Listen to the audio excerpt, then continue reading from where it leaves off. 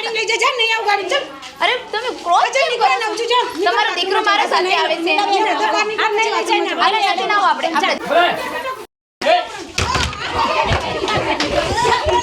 હાલો હાલો ઊભા થઈ જાઓ એટલા પુરુષ લઈને આઈ મને અરે ઉર્મિલાબેન સમજો મારી વાત પણ તું આમ જ તું મને બાથરૂમમાં કેમ ઘુસાડે છે એટલા પુરુષ લાવીને હાલો હાલો અરે ઉર્મિલાબેન સમજો મારી વાત ઓળખતી ઉર્મિલા બોલ કપડા ફાટી જશે એવું ના તૂટી જશે ઉર્મિલાબેન કેમ નવરાવે છે પણ હું છોકરાને માછું મને કેમ નવરાવે છે ચાલ આરામ કરવા દે મારે આરામ કરો છે અરે આરામ ન કરે અરે ચાલો ઉર્મિલાબેન ચલો હાલો ચાર પાંચ બેનું પકડો આજ નવરાવાનું આપણે તાર મમ્મી લઈ લે ગાડી અલી જાનો છોડજે તું બેસ અરે ગાડી લઈ જા નહીં આવ ગાડી ચલ અરે તમે ક્રોસ નહીં કરે ના ઉઠી જા તમારો દીકરો મારા સાથે આવે છે અરે આજે ના આવો આપણે જાઓ છોટા નીકળો પછી બાથરૂમમાં જાઓ તમે હાલો હાલો તમે ના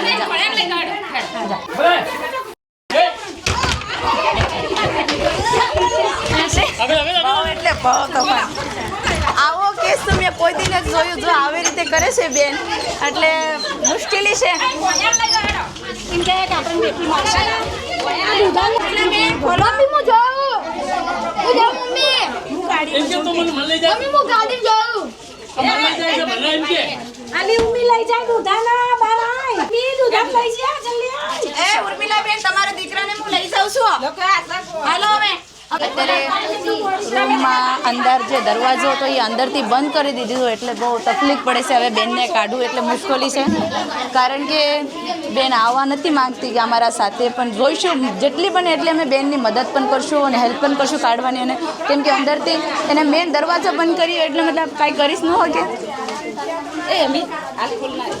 તોડી નાખો ક્યાં બીજું કોઈ રહેવાનું છે પછી તોડી નાખો ને દરવાજો આ પેલા દુનિયા આ લઈ જા લે મિત્ર ગાડી મેં લઈ જા પેલા પેલા મિત્ર લઈ જા જલ્દી આ મિત્ર લઈ જા તારા મિત્ર લઈ જા જો આવી રીતે જ કરે છે મમ્મી ઓ બેન આવી રીતે જ તો તને મારે છે મમ્મી ક્યારે તને મારવાની કોશિશ કરી ના નથી માર્યું જૂઠું બોલો ને મારા લે પેલા મારતી જૂઠું બોલ નિશાળમાં જઈ જો તો નિશાળમાં મારીને લાવી હતી મારતી લાવી હતી શું જો આ બધું સાચું બોલ ને કે મારે પડશે એક થાપ દરવાજો ખોલ્યો છે પાછી પબ્લિક ભેગી થઈ ગઈ છે કદાચ અમને જોઈને હજી પાછો બંધ કરે નક્કી નથી કેમ છે ખોલ્યું છે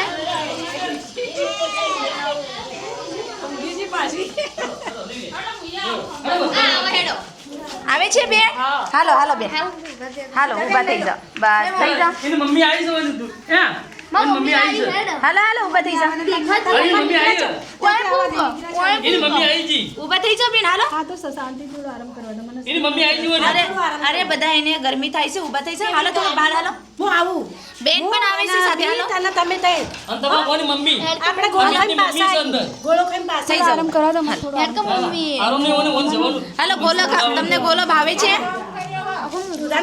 થોડો આરામ કરવા દો મને જો અરે બેન દીકરો કહે છે તો હાલો દીકરાની વાત માનો તમારા છોકરાની જોઈ જોઈ એને જાવું છે હાલો તો એકલો જતો રહેશે ચાલશે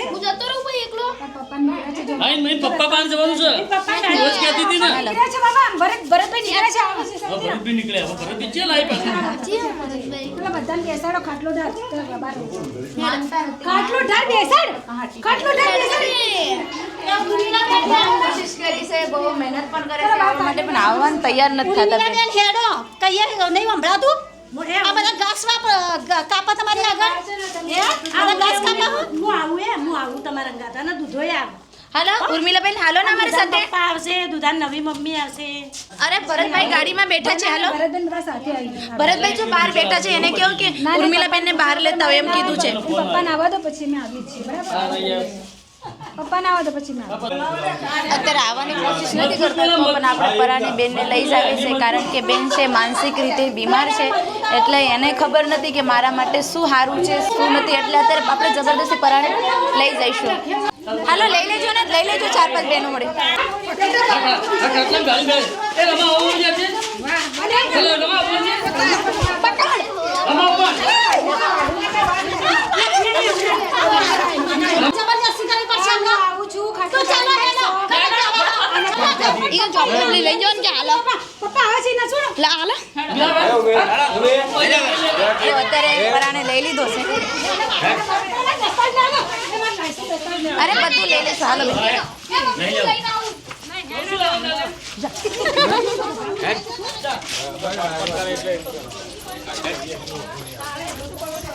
બહુ મુશ્કેલી થઈ ગઈ છે બેનને લેવામાં બહુ કાટી મતલબ બેન પછી ધમાલી બહુ છે અને મગજ બહુ તેજ છે બેનનો કારણ કે એકલા જીવન વિતાવી રહ્યા છે એટલે એટલું તેજ મગજ હોય કેમ કે કોઈ કહેવાવાળું નહીં કોઈ બોલવાવાળું નહીં એના રીતે એને બધું જીવન એકલા કરી રહ્યા છે એટલે વધારે તેજ મગજ છે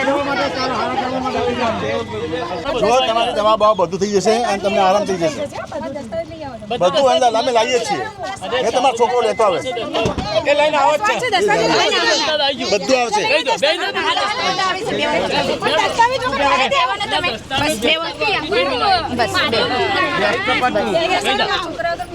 છોકરાને બેસાડો હાલો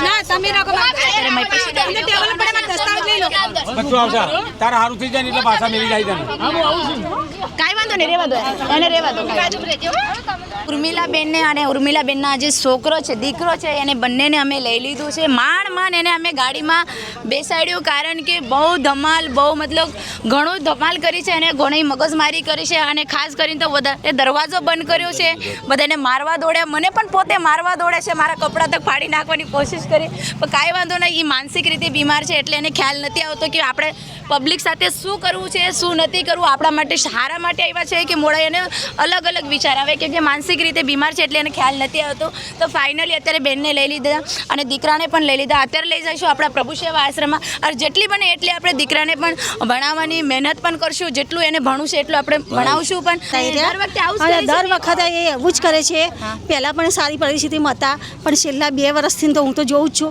એ પાગલની જેમ રખડે છે આમથી આમ રોડ ઉપર જાય છે બીજા આડાવડા રોડ ઉપર જાય છે અને ગમે તે જેમ તો પડી રહે બરાબર એટલા માટે મને વિચાર સારો આવ્યો કે હું પ્રભુ આશ્રમમાં ફોન કરું તેથી મેડમને મને લેવા આવે બરાબર અને લેવા આવ્યા તો મને બહુ જ ગમ્યું છે અને તમે સારી રીતે સેવા પણ કરો છો એ પણ હું વિડીયો પણ તમારા જોઉં છું અને ખૂબ ખૂબ તમને પણ ધન્યવાદ તમારી ટીમને પણ ધન્યવાદ તમારો પણ ખૂબ ખૂબ ધન્યવાદ આવા લોકોને તમે પણ જ્યાં સુધી અમે પહોંચી ન શકતા ત્યાં સુધી તમે અમને કહો છો કે ભાઈ આવી રીતે આ વ્યક્તિ રહેશે એના બાબત પણ ખૂબ ખૂબ ધન્યવાદ આવી સેવા કરતા રહેજો ને આવો સાથ સપોર્ટ આપતા રહેજો બધા જે ગામવાળા હતા એને બધા હેલ્પથી અમે આજે બેનને લીધા કારણ કે એક બેનને લેવાનું મતલબ આખું ગામ ભેગું થઈ ગયેલું એટલા બેન તોફાની છે અને એટલા ધમાલી છે અને અત્યારે આ મહેસાણા પાસે કયું ગામ સિદ્ધપુર શેદરાણા ગાડીમાં પણ બહુ હાસવું પડશે બેનને કેમ કે બેન થોડા તેજ દિમાગના છે બહુ તકલીફ પડી આ બેનને લેવા માટે બહુ મુશ્કેલી પડી બહુ તોફાન કરી છતાં પણ અમે એમને પિકઅપ કરી અને બેસાડ્યા છે તો દોસ્તો આવતા આવતા હાંસ થઈ ગયો તો આપણે કાકા લગભગ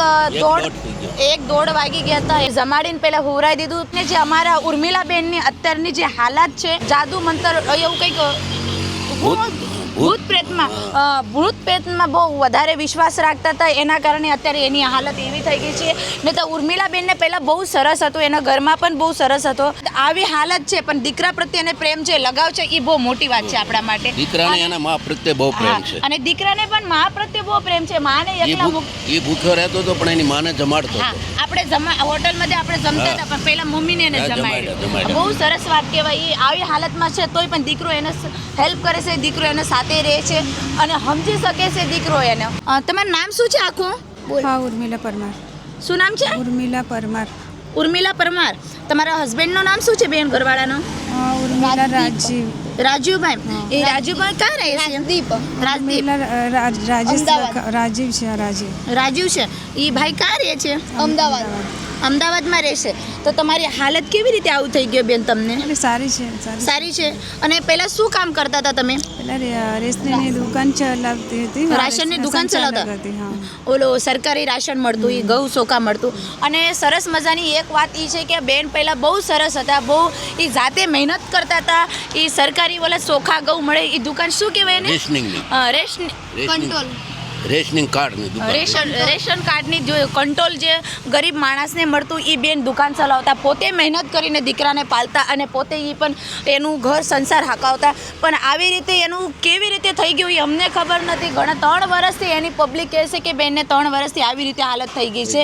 કંટ્રોલમાં તમે મતલબ શું કામ કરતા હતા અહીંયા? કંટ્રોલમાં ઘઉં ચોખા વિતરણ કરી દેવાનું. વિતરણ કરતા હતા. કેટલા વર્ષ કર્યું છે બેન આ કામ તમે? 25 લગભગ અમારું આ જ કામ છે. અમારા ઘરનું, મારા પપ્પાનું, મારા ભાઈનું, બધાનું આ જ કામ છે, વિતરણ કરવાનું. આખી ફેમિલી આ કામ કરતા હતા? હા, જોઈ બચપનથી જ્યારે જન્મ્યા ત્યારથી અમે આ વિતરણ જ જોયું છે આવો. કે ચાલો ઘઉં ચોખા વિતરણ કરીએ, ઘઉં ચોખા વિતરણ કરીએ. વાહ ભાઈ સરસ. તમે કેટલા ભણેલા છો બેન? બીએ બીએડ છું. કેટલા? બીએ બીએડ છું. બીએ છું, બીએડ કરેલું છે. બીએડ કરેલું છે. એટલા બધા તમે ભણેલા છો તોય સતત તમે ભૂત ભોવામાં વિશ્વાસ રાખો. તો માતાજી બેહાડવાના હતા એટલે હા, એ તો માતાજી બેહાડવાના હતા એટલે અમે ભૂવા લાવતા હતા. એમ તો માતાજી શું કહેતા તમને? એ તો માતાજી બેહાડવાના હતા. એ ભૂવા કે માતાજી બેહાડવા પડશે એટલે એ તો કઈને એક મૂળો લે આવડો, અંદર નારિયેળ ભરી દે ને 5,000 10,000 એવા 20,000 એ કઈ એ ઘરે લઈ જાય ને 50-100 રૂપિયા એ અમારા ઘરે મૂકી દે, ચોય બોતી દે. બાકી પૈસા એ લઈ જાય અને 50 રૂપિયા 100 રૂપિયા તમારા ઘરે મૂકી દે. 20-25,000 એ ઘરે લઈ જાય. તો તમે પછી પૈસા ક્યાંથી કાઢતા હતા બધા? એ તો મારી મમ્મી રાશન વેચતી હતી ને એટલે બેંકમાં પડ્યા ને એની જોડે પડ્યા હતા એટલે એવું છે. અને જે બેનનું ઘર હતું એ ઘર તમે હાલત જોઈ લીધું છે. બેનની કેવી હાલતમાં કેવી વીક હાલત રહેતા હતા એ. મતલબ કોઈ સુવિધા ઘરમાં નહીં, કોઈ વાસણ ન હોય, એક પંખો તક એના માથે નહીં. તો એ ગરમીમાં એટલા ઉનાળામાં, ખરોખરનો ઉનાળો છે ને એટલા ગરમીમાં 3 વર્ષથી એનું જીવન એવી રીતે બીતાવી રહ્યા છે. ઉર્મિલાબેનને ઘરના પતરા તક વેચી નાખ્યા છે ભૂત ભુવાના પાછળ. તમે જોઈ શકો છો દોસ્તો કે અંધવિશ્વાસ મતલબ બધું વેચી નાખ્યું. ઘરાણું એના પાસે ઘણું બધું હતું. પબ્લિક અહીંયા કહેતી કે પોતાના જે અમે એને વાસણ લઈ દેતા, પંખા લઈ દે, એ પોતે પણ વેચી નાખતા અને એ ભૂત ભુવાનો કરતા. અને એના ઉપર એને વિશ્વાસ હતું કે મારું આ સારું કરે. પણ અત્યારે આવી હાલત આવ્યું કે એના પાસે કાંઈ વસ્તુ નથી, કોઈ સુવિધા નથી અને ભૂત ભુવાના પાછળ અત્યારે આવી જિંદગી કરી. તારું શું નામ છે દીકુ? મિત. તું કેટલામાં ભણે છે બેટા? ચોથામાં ભણે છે. અત્યારે 5મામાં આવ્યું છે. કાં જાય છે તું ભણવા? પ્રાથમિકમાં જાય છે. તારે ભણવું છે દીકુ? શું બનવું છે મોટો થઈને? તારે શું બનવું છે? ડૉક્ટર બનવું છે. વાહ ભાઈ સરસ. તારો બહુ સરસ વિચાર છે. અને મમ્મીને આ કેટલા વર્ષથી આવું થયેલું છે? 4 વર્ષ જેવા થઈ ગયા. 4 વર્ષથી થઈ ગયા છે. અને તમને જમવા કોણ આપતું બેટા અહીંયા? એ તો પાડોશી બધા આજુબાજુના. તમારા પરિવારમાં કોઈ નથી દીકુ? ના, અમે 2 જઈએ. તો મમ્મી તમને મારતા એવું કરતા બેટા? ઓવા મારે તો તમને. તો અત્યારે મમ્મીને સારું કરું છે ને બેટા? તો તારે ભણવું છે ને? તારે જેટલું ભણવું છે આપણે ભણાવશું. કેટલી વખત ગયેલા છે ઘરથી? ઘણી ફેર ગયેલા છે. તો ખોવાઈ જશે. 2 દાડા સુધી નથી. રાતના 12 વાગ્યા હતી. રાતના 12 વાગ્યા આવતા. તે કોને ગોતી મમ્મીને? એ તો પેલા પરામ લાલા કાકા રહી ગયો ને એને ગોતી. અને તું મમ્મી હારે જ રહેતો? એ ઘરમાં જ રહેતો? કોઈ વસ્તુ નથી, એ ઘરમાં તું રહેતો? તારી ઉંમર કેટલી છે બકુ? તો 13 વર્ષ. અત્યારે છોકરો 4થા ધોરણમાં ભણે છે. આપણે જે ઉર્મિલાબેન છે જોઈ શકો છો, સરસ મજાના નોર્મલ છે, કોઈ વાતમાં મતલબ તોફાન નથી. બોલવામાં થોડીક લટકડાવું છું. કહેતા ને કે સંગીતાબેન તમને બોલતા નથી, પણ મારે થોડું જીભ લટકડાય છે એટલે ખોટું કોઈને લાગે ને, ખોટું લાગે તો જય સિયારામ ભાઈ વિડીયોને વધારે શેર કરજો. વિડીયો ખાસ કરીને જોઈજો અને તમે પણ આજુબાજુ આવા લોકો હોય એને મદદ કરજો, સાથ સપોર્ટ આપતા રહેજો. જય હિન્દ, જય ભારત.